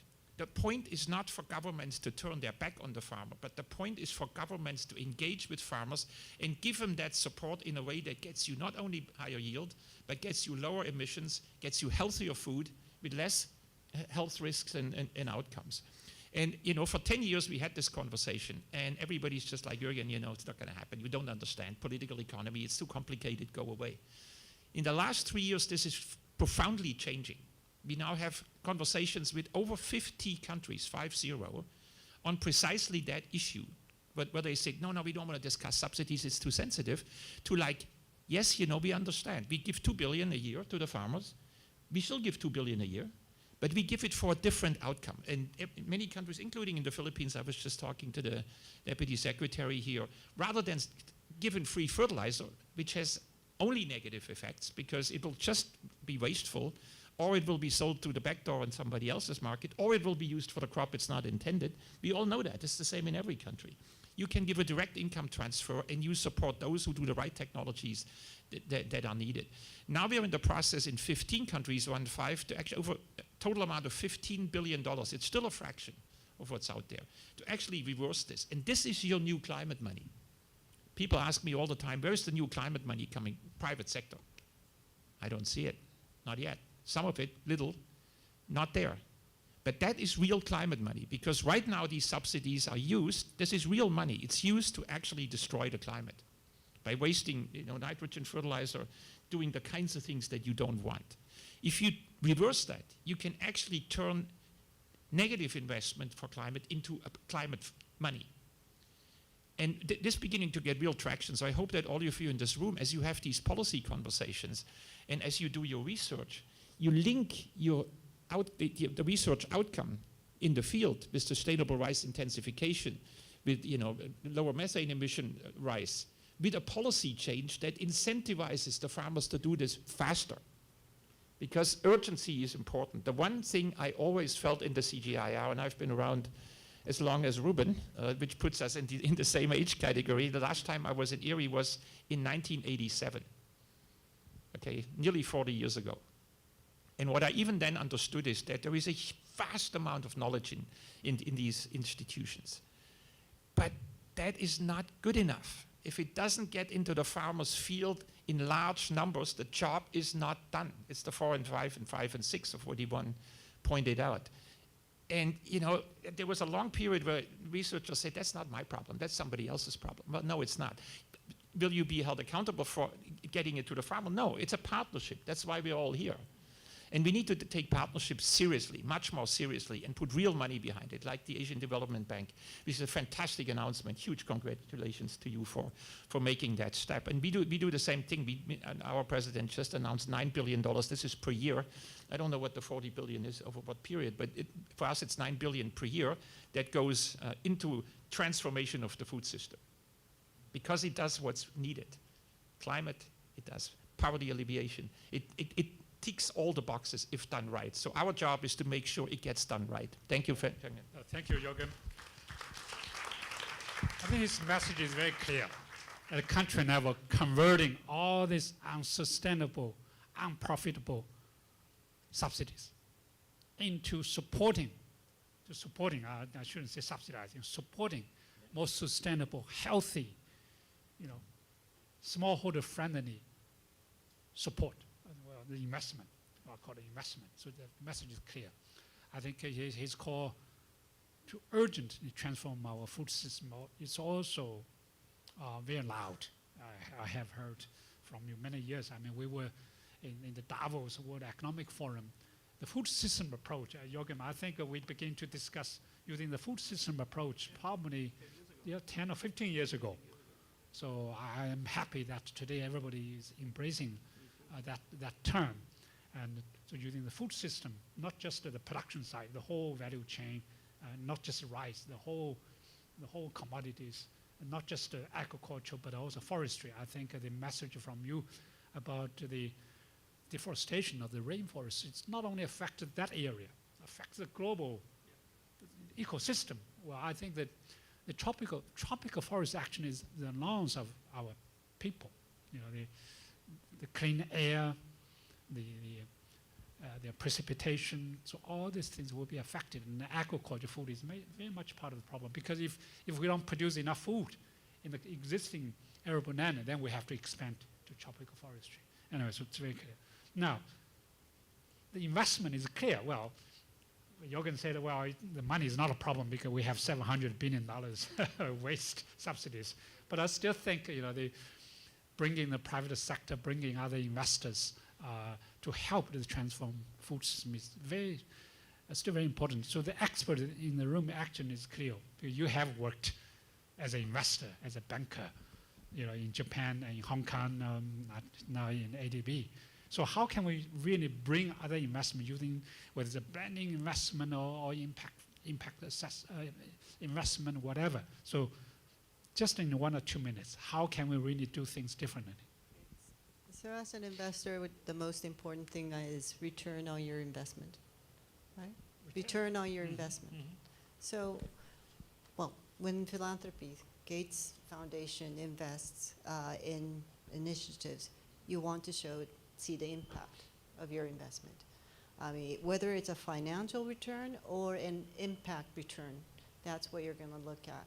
So what's important for IRRI and CGIAR is to provide us with the proof of the investment return, right?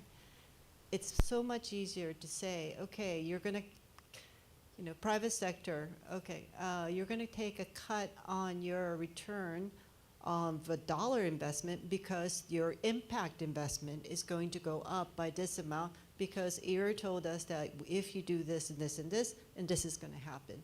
If you do a policy here, this is going to be your return. If you're going to have distinct, well, I have to say nutrition, because if you have more nutritious rice, you have the health benefits that's going to help you cut down your health costs by this amount. That's going to help. So for the researchers and everyone in the room, this is what we need to get you more money for your sector. Proof of concept, proof of investment by the return and benefits you make. Okay. So return to investment, it's not just economic returns. Returns to health, nutrition, environment. So how do we quantify this? Try to convince your investors, very critical. Now let me come back to Thailand. Obviously you mentioned about the challenges, some of the obstacles you are facing. Are there any good examples or good initiatives that you can tell us, and how maybe ADB, the World Bank, and IRRI can help you to move forward, so to scale them up? Yeah, thank you so much. Yes, in Thailand, in terms of rice production system, I could tell you that if we think of the smallholder, the farmer, the total area that I mentioned, about 10 million hectares, and the farmer that take care of this area is about less than 5 million. So the average of the area that they hold for the activity, it's about 2 hectares per household only. So it's very small if we think of the system thinking. But yes, in Thailand, but now we try to group them together as a group of the farmer. That is the point. That Thai government try to implement the policy via this channel.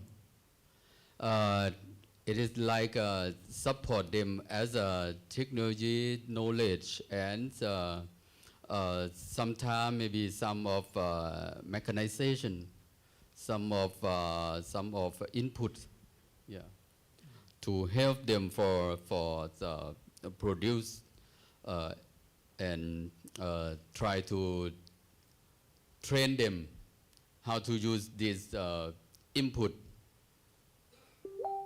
as more profitable of that system. But the point that I would like to tell you is that now they're facing both social, economic, and environmental change in surround their system. So how can they improve of the system under this surrounding situation? Thailand, after Thailand implement the policy to group them together, and we try to link this system to the market sector, especially the farmer in the central plain of Thailand, that they produce, most of them they produce for selling to the market, both internal market and also domestic, also international market. And some of the farmer, no, it is not some, most of the farmer, which I tell you that they depend on rainfall or depend on precipitation. This system, it's very hard to adapt because of the limitation of the support of the water. And we try to think of the whole system. In some area, we try to cooperate or collaborate with international organization or private sector to encourage them to think of the whole system. For example, the project of ISRL, Inclusive Sustainable Rice Landscape, that you mentioned, think of the whole system. It is not only rice. Especially the rice under rain-fed condition. After rice, they cannot grow rice. They have to grow other crops that use less water than rice and can give the yield for their local market or maybe some of export. And because of some of the area of Thailand that I mentioned, about 10 million hectares, some of that is not suitable for rice. This is the real system in Thailand. It's about 1 point something million hectares that not suitable for rice because of soil fertility, yeah, and maybe also steep area, and also not have enough water for rice system. So in Thailand, we try to change this area to other crops or other activity. Which crop, like vegetables or? Yeah, no, because of lack of water. Maybe fruit crops or field crops that use less water, and maybe some rubber, yeah, for some area. For example, this is the government. We try to improve this area to more productivity, and one point is that we need to support is financial literacy of the farmer groups. This is very important point. And also cost-benefit ratio of that activity. This is very weak in terms of investment, in terms of runs of business as the group in the local area. Well, absolutely. I think IRRI is very much committed to work with Thailand. Actually, we were thinking of having board meeting in Thailand, but for some reasons, we probably will schedule to next year. So, yeah, thank you. Now, Jürgen, I'm not going to follow the questions assigned by the organizer. I want to challenge a bit. You mentioned now you're System Council Chair. Just give us 1 or 2 minutes highlights. How can we do differently at CGIAR? As centers, as donors, or as, now I'm in a different seat now, as emerging economies like Brazil, China, and or Indonesia, India. Yeah. So how can we do things differently? You actually stress the system approach, not just center by center. Right. So, thank you, Schengen, for changing the question on me. So. You like to be challenged. We are old friends, so we've been in the trenches on the subsidy and many other things for many, many years together. Look, the world around us is changing. The world in how we need to do science going forward is changing. The tools that we have as scientists are changing. Everything is changing. When the system, or there wasn't even a system, when the consultative group of international agriculture research centers began to emerge, it was a plain and straight commodity focus. There was hunger, and there was a need to produce more wheat, more rice, more of the crops. And that was the right thing to do at the time. Today, 60 years later, we're in a very, very different world. We actually do have enough food to feed the people. Now, with 8 billion, and we will have enough food, I have no doubt, to feed 10 billion people in 20 or 30 or 40 years from now. That is no longer the fundamental issue. But the cost at which we produce the food globally for health, environment, climate, is dramatically increasing. So we need to shift our focus from production, productivity, and as I said in the first round, not moving away from it. We need to continue to maintain productivity increases because you need to be ahead of the game. You may lose a crop or something bad may happen, but that cannot be the sole focus. So research needs to be done differently. It needs to be interdisciplinary, it needs to be across the system. And I haven't been around the system, and many of you, I'm sure in this room and others agree with me. The CGIAR as an agriculture research system is better off if it's one team than if it is 13 different individual centers with their own strategy, their own budget, their own comms officer, their own HR system, their own everything else, and their own interaction, and that's profoundly important for countries we interact with, their own interaction with every country around the world. I've been to a country which shall remain unknown, and unnamed, and it's not Thailand, where I come in and I learned that there is a campus, and that there are 11 of the, at that time, 15 CGIAR centers represented in the same campus. Not really talking to each other much, but competing who gets to see the Minister of Agriculture. Okay, does the Minister of Agriculture want to see 15 different center representatives to talk about rice and beans and livestock and and what have you, or forestry? No, she didn't. We had a long conversation. She wants to see one representative share the challenges that they face in that country and say, what can this system do for me? And so I think one major reason for moving from where we are today or where we were in the past into the future is to have a one-stop window for ministers of agriculture or ministers of environment or ministers of forestry. When they have a challenge, that we can then get our act together and deliver that. And I think we're making progress on this. There are many other examples that I can give you why there is inefficiency in the system. And this does not mean anything needs to be given up. The research that you do can continue, there is no doubt.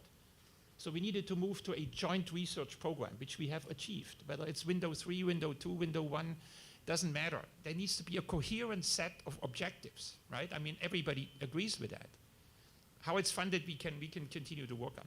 So that is extremely urgent. Now, this is on the client side, which was I found very irritating. We are present as a CGIAR system in more than 100 countries.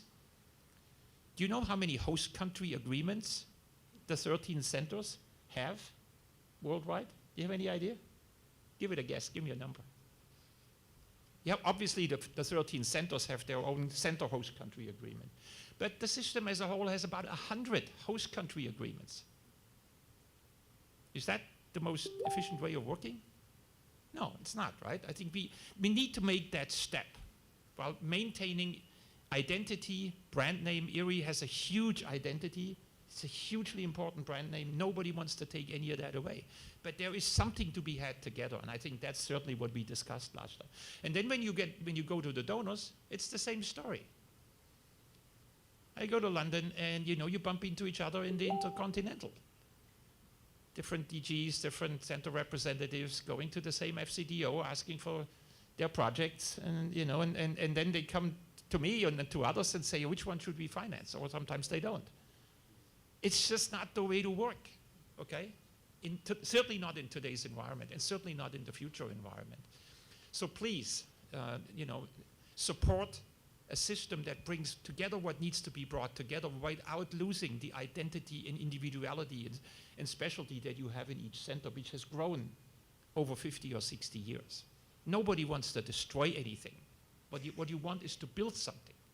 And I think we have seen some successes. For instance, unfortunately, China is not well represented, but this is one of those cases where individual centers have individual things with individual pieces of the cast.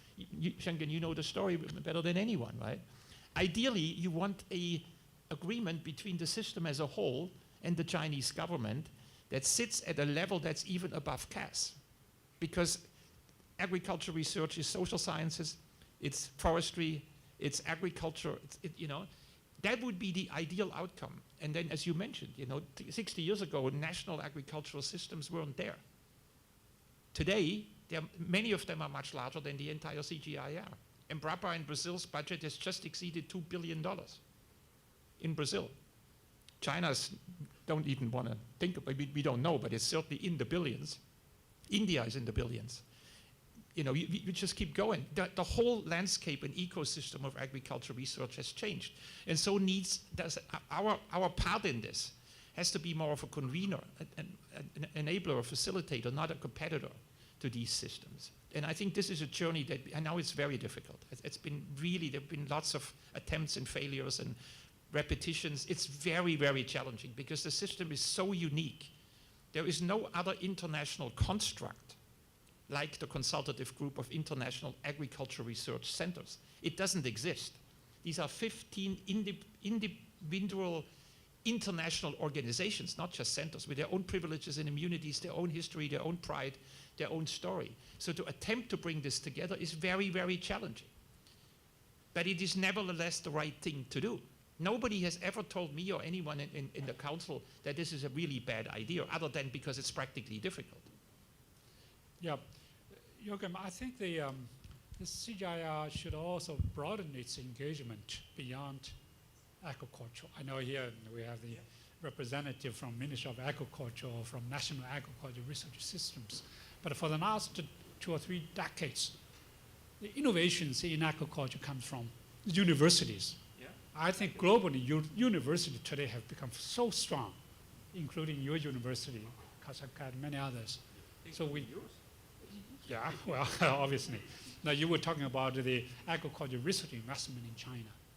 The whole, before COVID, that decade, the agriculture research investment was growing at more than 10% per year. But most of this growth is not in the traditional agriculture sector. Right. It's in the companies, it's in the universities. So I think we must broaden our engagement beyond agriculture. Let me just one thing, because you mentioned, what do investors need? Because that was actually the topic of the second round of the questions. And you're absolutely right. They look for a return. They look for a guaranteed return. But they have a willingness to forgo a little bit of it. Not all of it. They will not take the whole risk. But we are now doing these impact bonds where investors say, if we see a real impact on something that our investors would like to see, instead of giving a 5% coupon, we're okay with a 4% coupon. But we don't want to be caught up in, first loss in any of these things. So we are now at the World Bank, I don't know, we've done about a dozen of them in the last couple of years, and they really beginning to get traction. So one example, one of the first ones we did was a rhinoceros bond, the rhino bond. I don't know whether you've heard of that. So impact investors were willing to support beefing up the wildlife parks in southern Africa to protect the rhinoceroses, because people feel good about that, and they're willing to say, if you can prove after 5 years that the number of, this is impact, not upfront. If after 5 years, instead of having 1,000, you got 2,000 rhinos, then the whole thing is a deal, and it works, and we are willing to take that risk. If for some reason the rhinos get shot by poachers, then we have a guarantee facility to back up the risk of the investor, right? So it's basically, it's pretty, not sophisticated, over-sophisticated, but it's financial engineering.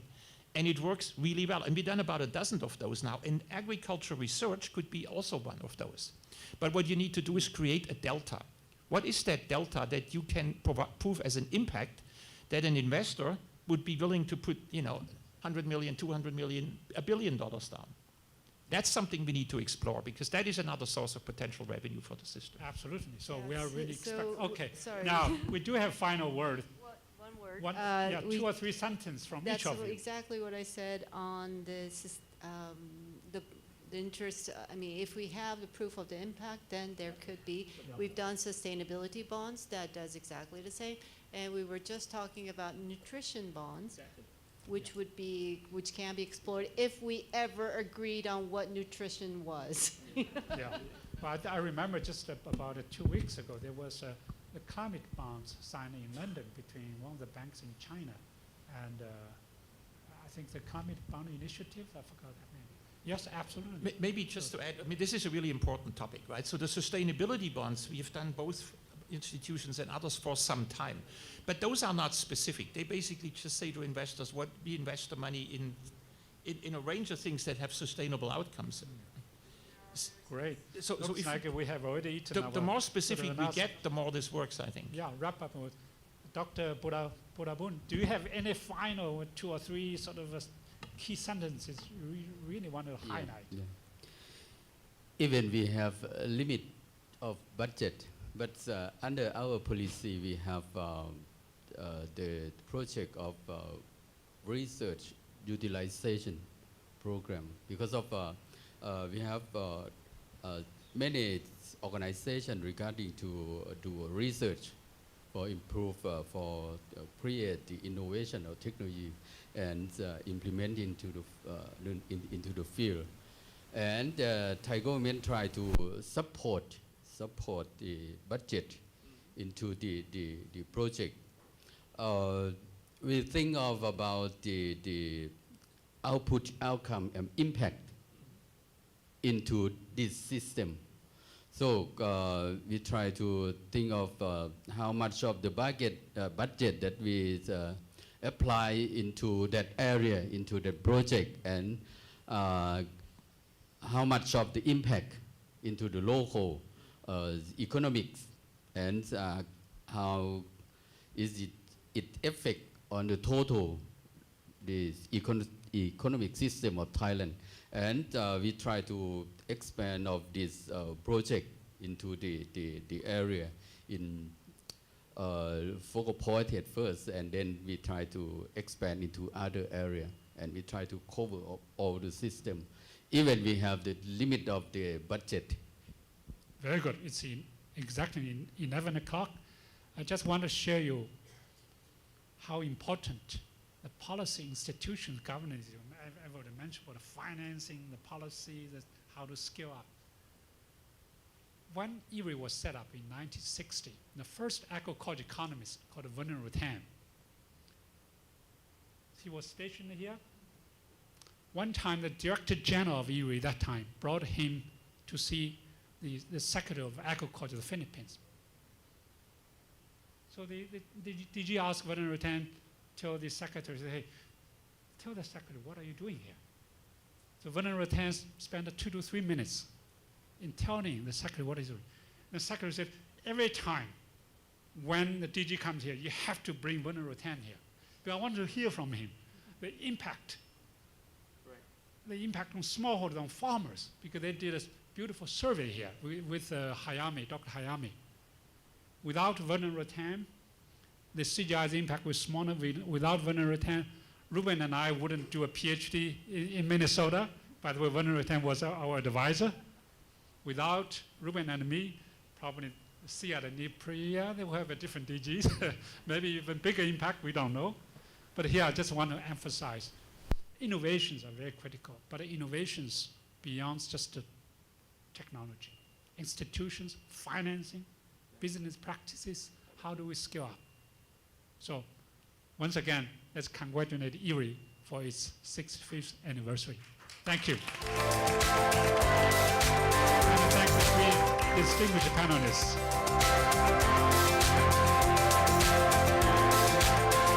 Future panelists, can we ask you to stay on stage for a quick photo?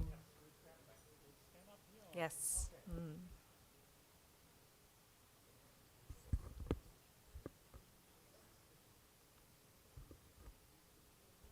Okay. To the camera.